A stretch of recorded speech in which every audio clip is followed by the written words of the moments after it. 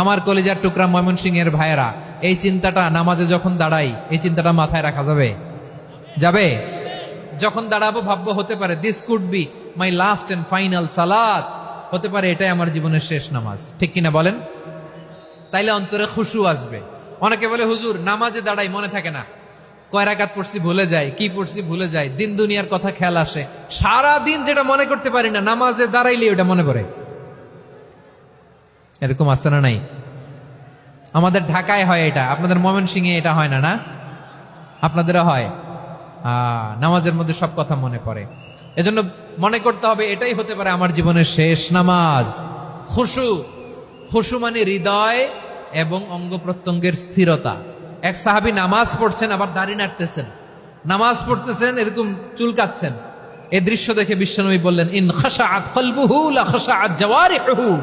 তার অন্তরে যদি খুশু থাকতো, ওই খুশুর প্রভাব তার হাতে পায়েও দেখা যেত। এই সাহাবীর অন্তরে খুশু নাই, ফলে তার হাত নড়ে, পা নড়ে, দাড়ি সোজা করে, টুপি সোজা করে। এরকম মুসল্লি আমাদের মসজিদগুলোর ভেতরেও আছে না নাই? নামাজ পড়ে, দাড়ি নাড়ে, জামা ঠিক করে না।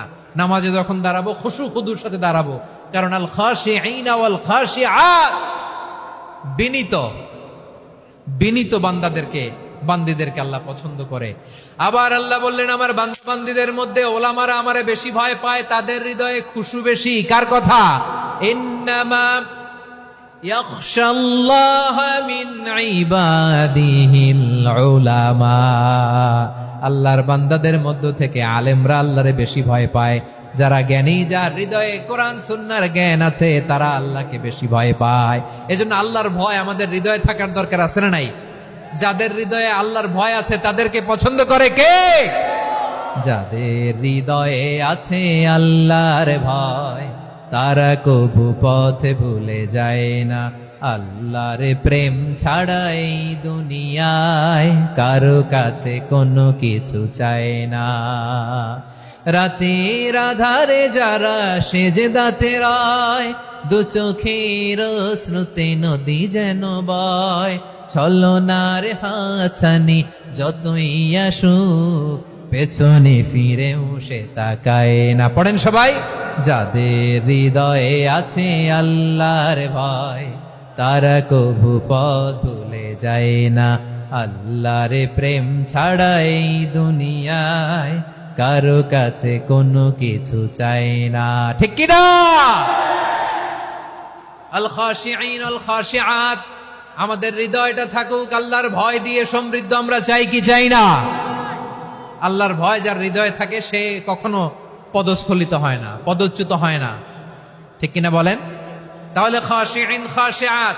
7 নম্বরে আল্লাহ বললেন, আল মুতাসাদ্দিকিনা ওয়াল মুতাসাদ্দিকাত, আমার প্রিয় বান্দা তারা যারা দান করে, দানশীল নারী এবং পুরুষ। যারা দেয়, যারা দান করে তাদেরকে আল্লাহ পছন্দ করে। আপনারা দান করেন তো? হ্যাঁ, নাকি পকেট থেকে হাত বেরোয় না? বের হয়। মুক্ত হস্তে দিবেন আমার ভাইরা, মুক্ত হস্তে। আল্লাহ সুদকে ধ্বংস করে দেয় আর দানকে বাড়িয়ে দেয়। সুদের সাথে আমাদের কোনো সম্পর্ক না। আল্লাহ বলেন, ইয়ামহাকুল্লাহুর রিবা ওয়া ইউরবিস সাদাকাত। আল্লাহ সুদকে ধ্বংস করেন, দানকে বাড়িয়ে দেন। পকেট থেকে দিয়ে দিলাম, মনে হয় কমে যায়, আসলে কমে না, বাড়ায় দেয় কে? মনে হয় কমে গেছে, আসলে বাড়ায় দেয় কে? আপনি দিলে আপনারে দিবে কে? আল্লাহ দিবে। আপনার কাছে মনে হয়েছে কমে গেছে, আসলে কমে নাই। আল্লাহ বলেন, দানের দৃষ্টান্ত কেমন তোমরা জানো নাকি? মাসালুল্লাযীনা ইউনফিকুনা আমওয়ালাহুম ফি সাবিলিল্লাহি কামাসালি হাব্বা আম্বাতাত সাবআ সানাবিলা ফি কুল্লি সুমবুলাতিন মিআতু হাব্বা ওয়াল্লাহু ইউদাঈফু লিমান ইয়াশাউ ওয়াল্লাহু ওয়াসিউন আলীম।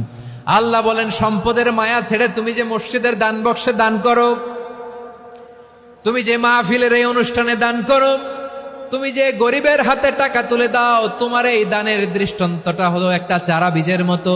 যেই চারা বীজ মাটিতে রোপণ করে দিলে 60টা শীষ গজায়, প্রতি শীষে হয় শত শস্য দানা। আল্লাহ যারে চায় তেমনি বাড়িয়ে দেয়, তিনি যাকে মন চায় তাকে প্রাচুর্যতা দেয়। সুবহানাল্লাহ, ওয়াসিউন আলীম। আপনি যে দান করেন এটার দৃষ্টান্ত চারা বীজের মতো, রোপণ করে দিলে এক বীজ থেকে 60টা শীষ গজায়। আমার ভাইয়েরা, বীজ রোপণ করলে শীষ বলেন না, ময়মনসিংহ এটারে কি বলে? শীষ। 7টা শীষ, প্রতি শীষে থাকে 100 শস্য দানা, 100 করে শস্য দানা, 700টা। তাহলে দিলে বাড়ায় দেয় কে? আল্লাহ বলে, এই বনি আদম আনফিক উনফিক আলাই, তুমি দাও আমি তোমারে দেব। এখন আপনি না দিলে আল্লাহ আপনারে দিবে? এবার বুঝে থাকলে বলেন তো, আল্লাহর কাছ থেকে পাওয়ার প্রথম শর্ত কি? আমাকে দিতে হবে, ঠিক কিনা? বেলাল রাদিয়াল্লাহু তাআলা আনহু, মদিনার সবচেয়ে গরীব সাহাবী, বিশ্বনবী বলেন, আনফিক বেলাল, ও বিলাল তুমিও দাও। আপনারা কি জানেন বেলাল রাদিয়াল্লাহু তাআলা আনহুর সম্পদ কত ছিল? বেলাল রাদিয়াল্লাহু তাআলা আনহুর মূল সম্পদের পরিমাণ ছিল মাত্র একটা লুঙ্গি। একটা কি? এক লুঙ্গি যার মালিকানায় আছে, তার বিশ্বনবী বলতেন, দাও আমি বাড়ায় দিব, দাও বাড়ায় দিব। আরশের অধিপতির কোনো কমতি নাই। আল্লাহ বলেন, তোমাদের গোটা পৃথিবীর সব মানুষের যার যেটা লাগে সবও যদি দিয়ে দেয়, আমি আল্লাহর ধন ভাণ্ডারের 1 ইঞ্চিও কমবে না। চিল্লায় পড়েন আল্লাহু আকবার।